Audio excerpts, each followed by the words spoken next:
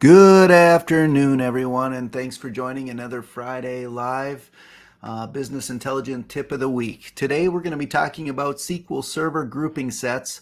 This is Rich Bendickson from Dashboard Gear, and I'm going to be talking to you about a topic that I occasionally use when building reports. Now, grouping sets, for those of you that aren't familiar with them, are something that you can accomplish usually the same thing without them, but it will save you a lot of time and complexity to your SQL if you do know how to use them.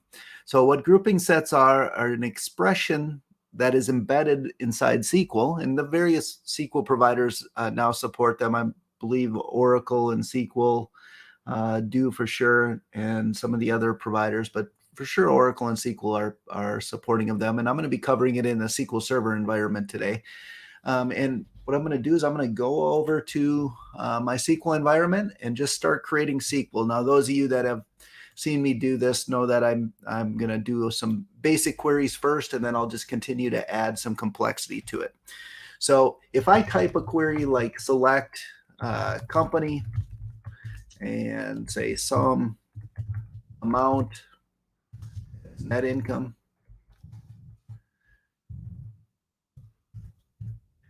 what I'm doing is adding an aggregation of sum to a table. GL reporting by period would be one of my example financial tables, and I'll add a where clause to that just so I can get the right data here. And the data I'm using is Infor financial data, and what I'm saying is where the chart section is saying I just want my income statement accounts and period equals 1, and maybe a fiscal year equals 2009. Now, if I ran this, I'm going to get an error. So I'll go ahead and I'll run this. You'll see that it's saying the company is invalid in the select list because it's not contained in an aggregate function or group by. So normally when you do a sum, you have to say group by whatever fields are up in there that you're aggregating by. So if I run this right now, it's going to give me a total for each company. So company 1, the total, and company 500, the total, which is fine. But usually when you're building a report on that, you want maybe a grand total in here. So this is where grouping sets come in. Now, if you do a grand total, normally what you might do is something like, I want to say a union all, and then create a total that's like, I'll cheat here. I'll just copy this down here. So I could do a whole nother union statement, and instead of having company here, I'll say total. And then I'll get rid of this group by. So instead of doing that, when I run this now, oops, it's going to give me an error. Just pretend I'll put 0 instead of total, knowing that that's the total because they're different data types. So now I've got a grand total down here as well. So I can do that by creating all kinds of unions into this. And this is where grouping sets come in. So what I'm going to do instead is I'm going to get rid of this union that's here. And to make this a little more user-friendly, I'll do an is null on this and say convert.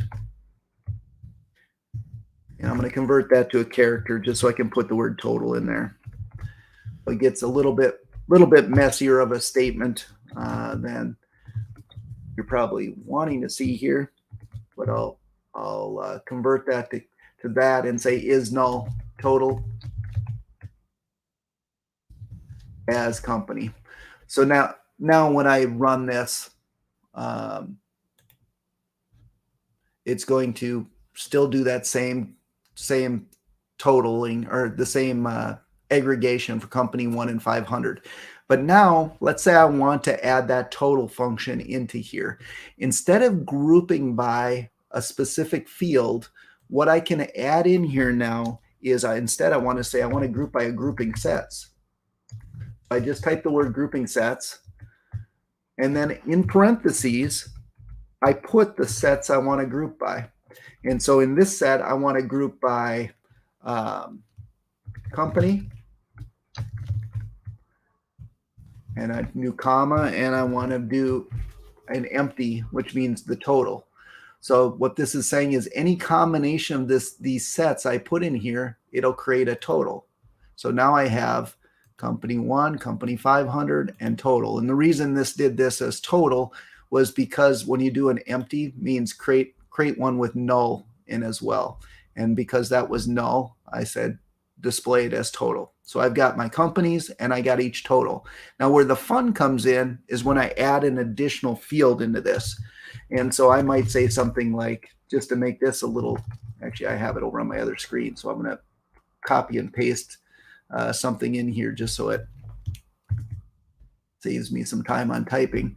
If I put another field like a count unit into this, what a count unit is like a cost center or so forth in Infor. If I go ahead and I run this, it's really not going to give me anything different other than an error that I didn't group by account unit. Just like before, when I didn't group by company, it gives me an error. So if I come down here and I say in my grouping set, I also want to do account unit,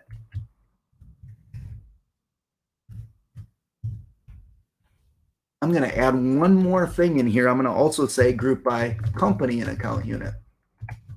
So what I'm putting into this grouping set is every combination that I want to see of the data. So the first one here is a combination of a company and account unit. The next one is I just want to see the total for each company. Then I want to see the total for each account unit. And then I want to see the total grand total, which is the total when it's without a company and account unit. So if I run this, I'm going to get quite a few more records, but I think you'll see what it's doing here. And actually, to make it look a little bit more user-friendly, I'm going to say order by company, so it comes out in company order. If I run that, in this one SQL statement, I now get a total for each combination of company and account unit. So company 1, account unit 1,000, that's the total. Company 1, no account unit, so the grand total. This is the total for company 1. This is the total for company 500, and that consists of only one account unit. And then it gives me a total for each account unit. So without a company, the total of crossing companies. And then if I find one that's null, which there probably was one in here that says total, here it is. This is the grand total of all companies and all account units. So by adding grouping sets through one statement, we can get all the combinations of the various totals we need without having to do a union all, or multiple SQL statements within it. So once you get used to the syntax of the grouping sets, it simplifies down those cases where you want to have subtotals or running totals or those things within one item. So that's why you use grouping sets in an item. And typically I could just lay this out in a report without trying to get fancy with subtotals or totaling in the report writer as well. It takes a little work to get the order by correctly to do that. So sometimes you have to play with the data you're returning to get the order if you just want to slap it out in a single call out in a report. But barring that, it will simplify down your statements. Hopefully you found today's information helpful. And if you did, feel free to send us some suggestions. info@dashboardgear.com. We're always looking for topics to cover related to business intelligence, reporting, SQL, any of those tools that you have there. So until next Friday, thank you for joining me, and we look forward to helping you with your challenges.